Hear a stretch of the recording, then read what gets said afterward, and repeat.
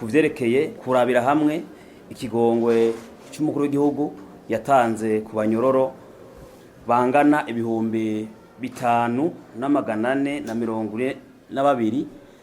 yaho yatanze ikiringo c'indwi zibiri aho ivyo bikorwa vyugure mu ibohero rikuru rya Muramvya itariki 14 ukwezi kwa 11 mwaka wa 2024 amenyesha yuko nukuvuga indwi zibiri yatanze itariki 28 ukwezi kwa 11 mwaka wa 2024 bizoba birangiye nukuvuga indwi zibiri yatanze izoherana umunsi wa kane. Ishyirahamwe Reshato rero ryagumye bikurikirana cyane irekurwa ry'abanyororo hisunzwe ikigongo cy'umukuru w'igihugu yatanze iraba yuko kiko kigenda neza. Imaze guca hirya no hino yasanze yuko hariho bitariko bigenda neza nkuko nyirishwa mukuru w'igihugu cy'u Burundi yari yabishikirije. Ubwa mbere mu rutonde rw'abateza kurekurwa hateza kurekurwa abanyororo 5,442 mu ishyirahamwe Reshato twararavye tuhereye mu ibohero rya Bujumbura bibesi batazira mpimba aho hategezwa kurekurwa 2,208 muga gushika isaha kuri isaha ku itariki two turavugana itariki 27 ukwezi kwa 11 mwaka wa 2024 hasigaye umunsi umwe gusa ikiringo cyatanzwe n'umukuru w'igihere hamaze kurekurwa 653 gusa. Twarabonye intambamye zimwe two kwita nk'utunenge ama irregularité yatumye ikoko kitagenda neza aho twabonye abari ku ntonde zije zivuye mu by'umukuru w'igihugu aho umukuru w'igihugu baje bagasoma abategeza kurekurwa mugabo bamwe bagaca basubizwa mu ibohero ngo nta madosiye babona abandi nabo ngo banze bavuge abatware bwo hasi nk'abanyumba 15 bavuka atwotanga karorero twa twabivuze nk'uko rya mpimba aho igikorwa cyatanguye umunsi wa gatandatu itariki 16 kwezi kwa 11 mwaka wa 2024 aho hasomwe abantu bashika ku 136 mugabo bagataha 57 gusa 79 bakagumiza mu mvuto. Umunsi wa Mungu byarabandanije aho harekuwe 145 mugabo batatu bakangwa gutaha kubera batazi abatware babo. Haci harekugwa mu nyuma haci ku munsi wa Mungu kuwa mbere kuwa kabiri byarabandanije kuwa mbere barekuye abantu 242 kuwa kabiri itariki 19 kwezi kwa 11 mu mwaka wa 2024 harekuwe abantu 209 vyace muri ibohero rikuru rya Bujumbura atazira mpimba vyace bihereraho kuvuga isaha kuva umunsi wa kabiri itariki 19 ukwezi kwa 11 ntibasubiye gusubira kubandika ico gikorwa cyace gihera burundu. Ingozi carabaye ingozi zabaye iminsi 2 nyene zabaye ku gatandatu kuwa Mungu aho hateza kurekurwa abanyororo 400 hacare kurwa abanyororo 287 gusa bica byaheze ku munsi wa kabiri bakoze ku munsi wa gatandatu wa Mungu no kwa kabiri no kwa mbere gusa barahejeje kandi mumva abanyororo badaheze. Muyinga hateza kurekurwa abanyororo 340 harekuwe gusa abanyororo 123. Ibubanza hateza kurekurwa abanyororo 150 harekuwe abanyororo 28 gusa aho ku munsi wa gatanu itariki 15 kwezi kwa 11 umwaka wa 2024 abo mu intwa z'umukuru w'igihugu bari kumwe nabo mushikanganje b'ubutungane basomye 31 baca barekura 8 babasubiza inyuma ngo amadosiye yabo arabuze. Mu Rumonge bakoze ku munsi wa gatandatu mu by'umukuru w'igihugu baraje mu Rumonge baraza kurabayo nabo mu by'umukuru nabo mushikanganje b'ubutungane abantu barekuye bace bagaruka ku munsi wa Mungu aho bace basoma abanyororo bari kugwa itariki 17 kwa Mungu ukwezi kwa 11 umwaka wa 2024 bace basoma abari kugwa abantu 210 muri abo 210 gusa bace barekura abantu 100 gusa. Mu Rumonge ntibasubiriye kuvuga mu Rumonge cyateye gikorwa ubwo nyine mu Rumonge ntibasubiye kuza kurekura abanyororo basanzwe bari mu gibohero niho mu nyuma ku munsi wa mbere bace bagaruka mu Rumonge nyene baca barekura abanyororo 100 bacaga ku munsi wa kabiri tariki 19 kwezi kwa 11 mwaka wa 2024 aho bace barekura abanyororo 187 barahejeje aho mu banyororo 472 bateza kurekurwa bihoro kujya rya Rumonge batazira Murembe hari ku banyororo 387 gusa. Ibindi navyo Aishoto ivuga ingorane twaramenye muri iyo kugwa cy'umukuru w'igihugu hari bitigiri tashoye kuronka by'abahamagawe kubera hari amadosiye bazana avuye muri biro juridike mu busho twagomba tuvuge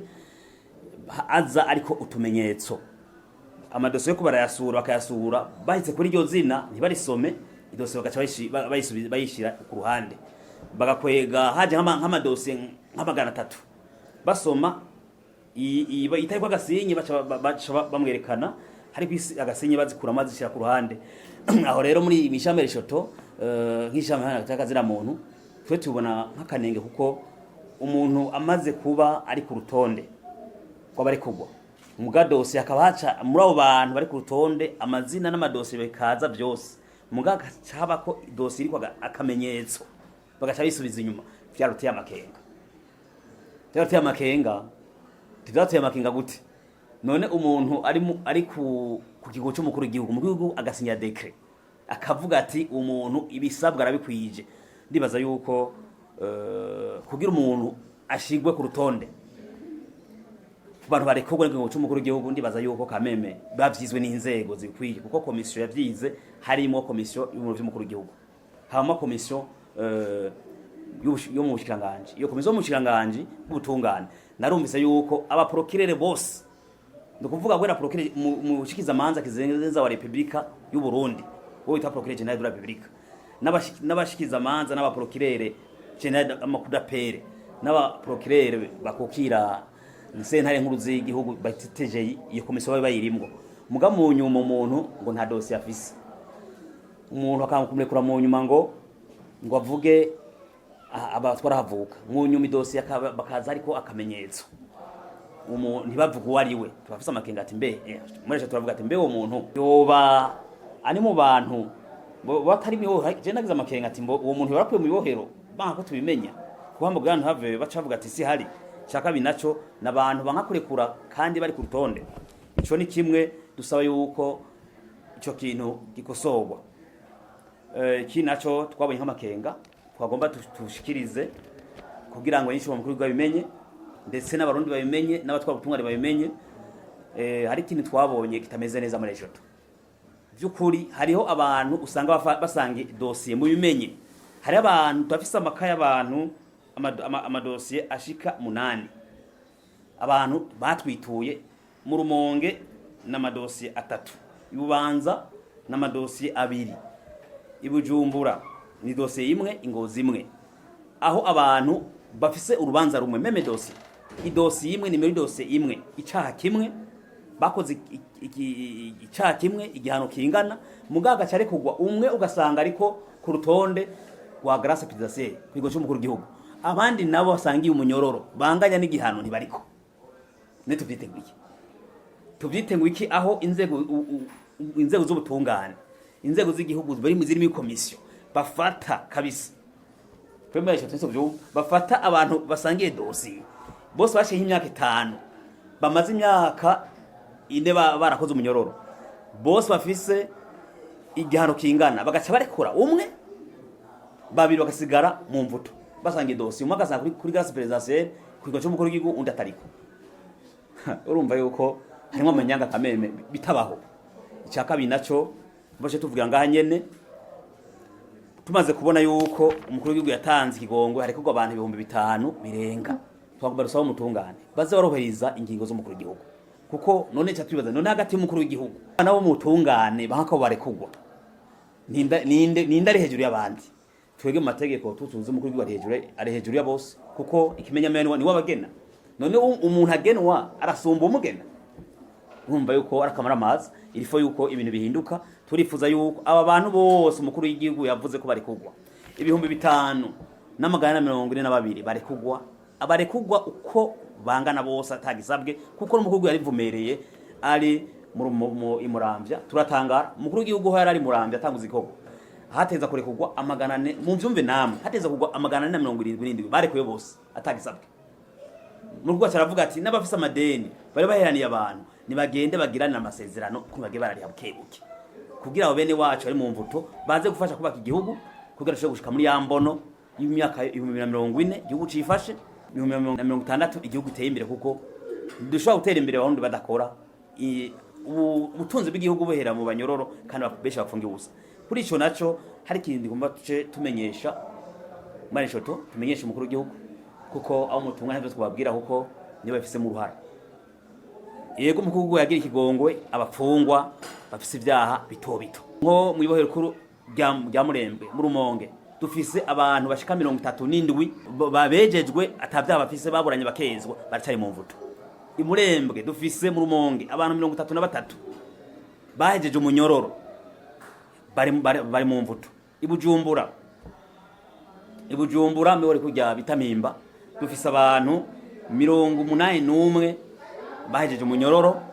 muga n'ubu bakiri mu mvuto. Ingozi dufise 11, Bubanza dufise 16 bejejwe n'ubu bari mu mvuto, 9 bamaze umunyororo. Aje tuvuga tuduhamagara cyatera kamunye cy'umukuru w'igihugu yagize neza kurekura abafunga ibyaha bito bito. Igihambaye gikomeye muri vyo kugira ngo agateka kazira mu Rwanda ikubahirizwa, kandi ikora yakoze cyo kurekura abantu camuteteka mu makonguru bene igirwa mu cyizere. Narekura aba nabo bene wacu bavundiye mu mvuto ataco bazira, bararekuwe barejejwe kandi bari mu mvuto n'ubu bareze umunyoro waraheze, kuko nta gituma bagumayo. Simvuze ubutungane kuko mutungana babizi, kuko amadose abaproke barayafise barayazi. Benshi bagumizayo usanga bazira arezwa akamara umunyororo, kuko usanga umuntu yamufungishije ari umugenzi wa procureur. Ubucamanza ubutungane buramwetse muga procureur agaca abroka. Byukuri abantu bagaye umukuru w'igihugu mu mategeko, umukuru amaze kuvuga ijambo, umukuru w'igihugu harijyana umucamanza mukuru kizigenza wa Republika akaba n'umuvye w'abarundi se barundi. No kuvuga umuntu amugabira ni wafise inkoni yo kugorora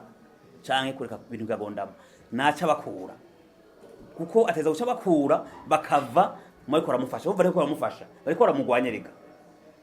Byukuri imba atari we afata ingingo agatavuga ati naho ndayifashe nimwishire mu ngiro nagombye kugira babone ko ndiko ndakora, byukuri bakayikora mononera nabakuri atakarorero n'abandi babone batayigwira ku murongo niyo baca batangwa kumubahana wenyene. Amabohero yagiye aboneka amadose yo kutumenyetso agasubiza inyuma, keshi bazanwa no mu biro juridike, biro vy'ibohero